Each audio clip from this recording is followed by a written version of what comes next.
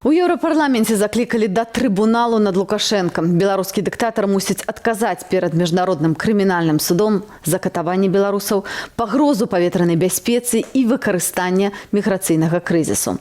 Выйсце з гэтай сітуацыі новыя падыходы шукалі ўдзельнікі Варшаўскага форума бяспекі.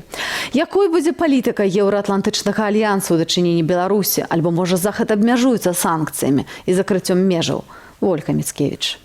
Беларусь стала рэальнай крыніцай пагрозы для заходніх дзяржаваў. На Варшаўскім форуме па бяспецы, які праходзіў у польскай сталіцы, пытанне шантажу і пагрозаў з боку рэжыму Лукашэнкі было нумар 1. Беларускі Асад, czyli Лукашенко. Беларускі Асад – гэта значыць Лукашенко калісьці скончыць сваю ўладу. Маем такі парадокс. На нашых вачах паўстае беларускі народ, які так доўга чакаў на гэты момант. Але адначасова растае беларуская дзяржаўнасць.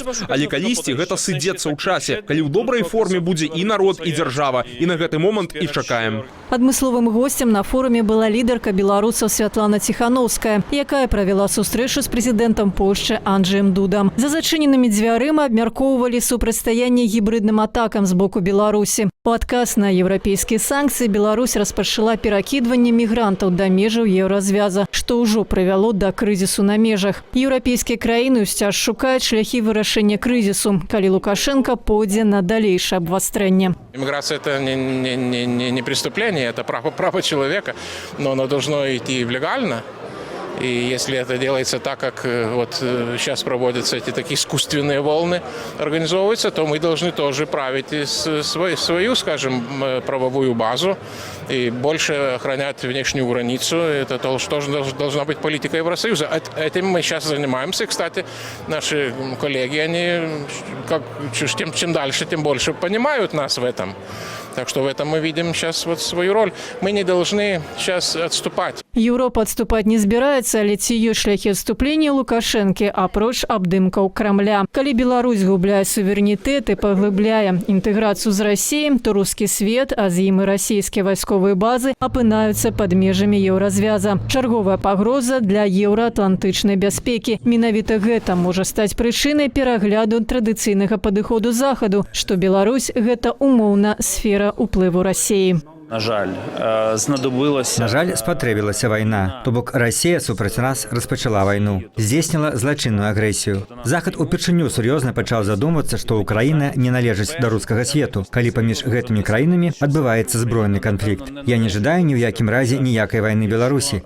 Але, на жаль, гэты інтэграцыйны працэс, які адбываецца паміж Беларусю і Расіяй, адкідывае Беларусь на дзесяцігоддзі назад, калі не на стагоддзі. Каб вярнуцца ў еўрапейскую сям'ю, тая ж Украіна не абмежавалася выключна падпісаннем угоды аб асацыяцыі з еўразвязам. Таксама на рэгіянальным узроўні шчыльна супрацоўнічае з Літвой і Польшчай у так званым люблінскім трохкутніку. У свой час да гэтага клубу рэгіянальнага супрацоўніцтва запрашалі Беларусь. Тады рэжым адмовіўся. Гэта не азначае, што Беларусь суседзі не чакаюць. Наша эканоміка, якая да 2014 году была арыентаваная на Расію, пасля 2014, дзякуючы вольнаму гандлю з еўразвязам, пераарыентавалася на захад. Я спецыяльна гэта кажу для тых беларусаў, хто расказвае, што мы без Расіі не пражывем, што нашы эканомікі глыбока звязаныя. Лёгка пражывеце, таму што Еўропа гатова дапамагаць не толькі ўкраіне, але і Беларусі. І калі краіны еўразвязу дачыненні да Беларусі прымаюць санкцыі пакет за пакетамі, наша паўднёвая суседка адмовіцца ад эканамічнага супрацоўніцтва з рэжымам не спяшаецца. Выглядае ў пэўным сэнсе, што Украіна залежыць ад Беларусі. Толькі па выніках 2020 года Беларусь стала 6-м па значнасці гандлёвым партнёрам па імпарту тавараў ва Украіну. Сумай амаль на $3 мільярды.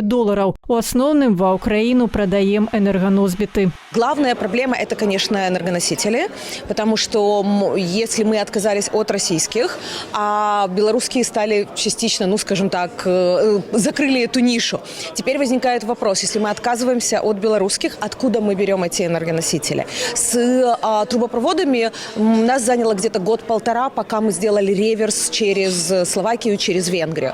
С бензином и всем это контракты, это то, что должно быть переподписано. Выглядае на тое, што куды прасцей перафарматаваць палітычную павестку, чым эканамічную. Чарговы іміджавы удар па рэжыму. Нягледзячы на тое, што рэжым Лукашэнкі ляснуў дзвярыма і адмовіўся ад сяброўства ва ўсходнім партнёрстве. Бліжэйшы саміт лідараў дзяржаваў еўразвязу з прадстаўнікамі Азербайджану, Грузіі, Арменіі, Малдовы, Украіны, Беларусі пройдзе ў снежні ў Брюсселі. У Варшаве мы спыталі намесніцу дырэктара дэпартамента Еўрапейскай камісіі па палітыцы суседства і пашырэнні.